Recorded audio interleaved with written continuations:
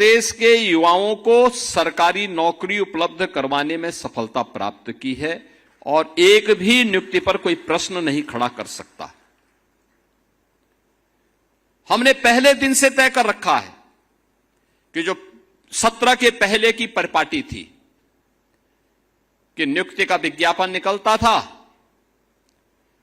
चाचा भतीजे की जोड़ी और महाभारत का पूरा खानदान फिर वसूली के लिए प्रदेश भर में निकल पड़ता था। नौजवान भटकता रहता था, परिणाम नहीं आता था और अंततः माननीय न्यायालय को कोर्ट में स्टे लगाना पड़ता था, न्यायालय को स्टे करना पड़ता था। समय और उम्र खराब होती थी हमारे युवाओं की। लोग ये मानते थे कि ये युवा किसी लायक नहीं, क्योंकि ये नौकरी नहीं प्राप्त कर रहा है। गलती युवा की नहीं होती थी, गलती उन आयोगों और बोर्डों में बैठे हुए और उस समय की सरकारों में बैठे हुए सरकारी तंत्र में भ्रष्ट उन राजनेताओं की और उन लोगों की होती थी जो बेईमान और भ्रष्ट किस्म के लोग वहां बिठा दिए गए थे। और हमने पहले दिन कहा था कि अगर ये सरकार अपराध और अपराधियों के प्रति जीरो टॉलरेंस की नीति के तहत कार्य कर रही है तो हम नकल माफिया की भी और विभिन्न संस्थानों में बैठे हुए माफिया की कमर को भी तोड़ेंगे और उसके आकाओं को भी हम जमीन आसमान दिखाने का काम करेंगे।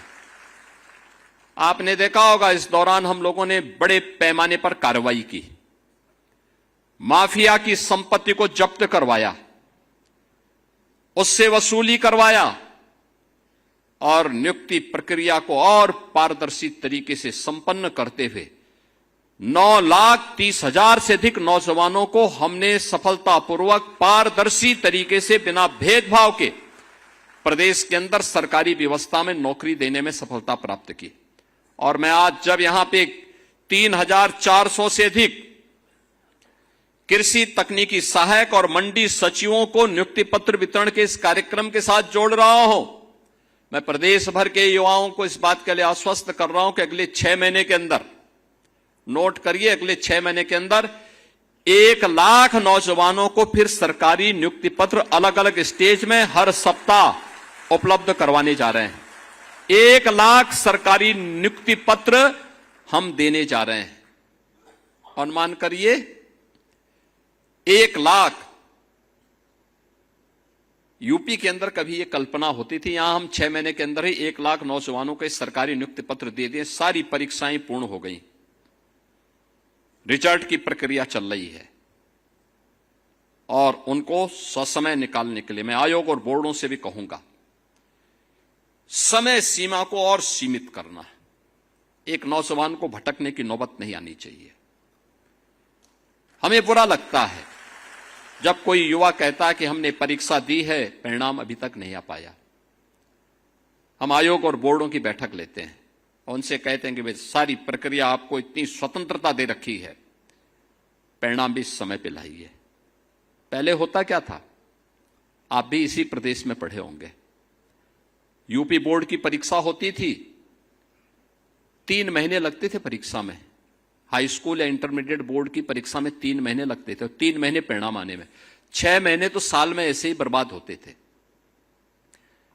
फिर अगले 3 महीने तो भाई फिर प्रवेश की प्रक्रिया अलग है, पर्व और त्योहार अलग हैं, तो 3 महीने ये, जब 9 महीने यही बर्बाद होते थे। 3 महीने भी बच्चों को पढ़ाई के लिए नहीं मिल पाते थे। और तब सरकार क्या बोलती थी कि नकल तो हमारा जन्मसिद्ध अधिकार है, यानी नकल करवाते थे, नौजवान को किसी लायक नहीं छोड़ते थे। सस्ती लोकप्रियता हासिल करने के लिए उन्होंने प्रदेश के नौजवानों के सामने पहचान का संकट खड़ा किया था।